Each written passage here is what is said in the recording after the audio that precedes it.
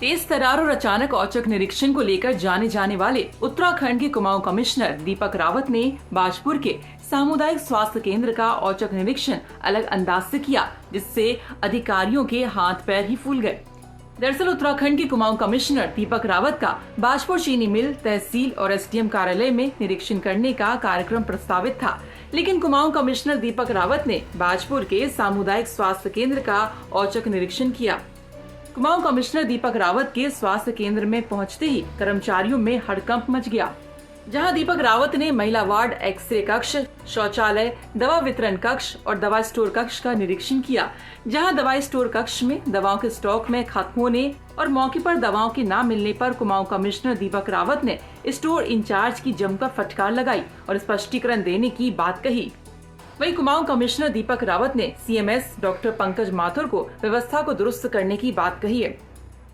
देखिए, इसमें तो आपके जो स्पेशलिस्ट हैं, यहाँ पे 3 ही स्पेशलिस्ट हैं और डॉक्टर्स की आवश्यकता निश्चित रूप से वो डिमांड की भी गई है और उपलब्धता इसकी सुनिश्चित कराई जाएगी। और जो इंफ्रास्ट्रक्चर यहाँ पे आराम से हो सकता है, जैसे डेंटिस्ट के पास हो सकता था या ओटी बेड है, उसका पैसा पहले से अवेलेबल अस्पताल के पास है कि उसमें वो खर्च नहीं कर रहे हैं। तो इसमें भी मैंने डीएम उधमसिंह नगर से कहा है कि इनकी बैठक लेके जल्दी वो पैसा सैंक्शन करवाएं ताकि पब्लिक को उसका फ़ायदा मिले। ये कुछ आवश्यक उपकरण हैं जो कि अस्पताल को खरीदने चाहिए, लेकिन अस्पताल के पास वो पैसे भी उन्होंने नहीं खरीदे हैं, उनको निर्देश दिए गए हैं कि खरीदें।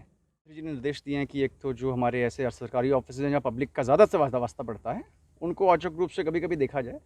तो उस क्रम में आज मैंने CHC बाजपुर को देखा और यहाँ पे 2-3 चीज़ें मुझे ऐसी लगी जो कि गलत हैं, जिनको ठीक होना चाहिए।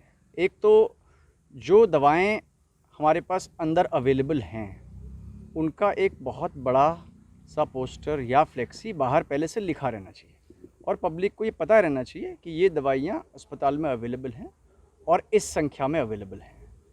दूसरी बात जो मैंने यहाँ पे देखी कि जो बहुत ही बेसिक एसेंशियल दवाइयाँ होती हैं, जैसे कि विटामिन C है या एंटासिड की दवाइयाँ हैं, वो भी यहाँ पे स्टॉक में नहीं थी, जो कि एक चिंताजनक बात है। और ये अभी देखना पड़ेगा जांच में। मैंने डायरेक्टर मेडिकल हेल्थ से कहा है कि वो इसको देखें एक बार और मुझे बताएं कि ऐसा क्यों हो रहा है। थर्डली, कुछ ऐसी दवाओं के बारे में पता चला जो कि स्टॉक में तो निल हैं, लेकिन मौके पे दवाइयाँ मौजूद हैं। उनका कुछ लोगों के लिए इस्तेमाल हो रहा है, कुछ के लिए नहीं हो रहा है। और जो दवाइयों का आपका ई-औषधि पोर्टल है, उसको अपडेट रहना चाहिए।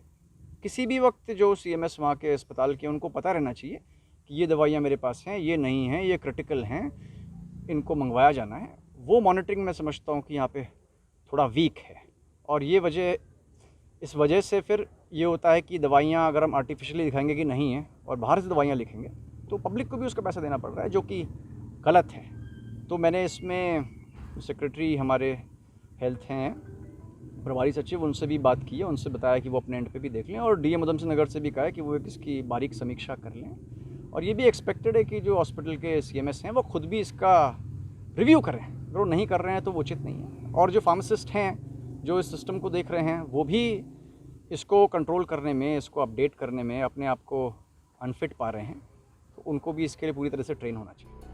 अस्पताल में अनियमितताएं पाए जाने पर कुमाऊं कमिश्नर दीपक रावत ने अधिकारियों की जमकर फटकार लगाई। वहीं आशा वर्कर्स ने स्वास्थ्य केंद्र में महिला चिकित्सक पर ऑपरेशन से डिलीवरी न करने का आरोप भी लगाया। उधमसिंह नगर से रमेश चंद्रा की रिपोर्ट।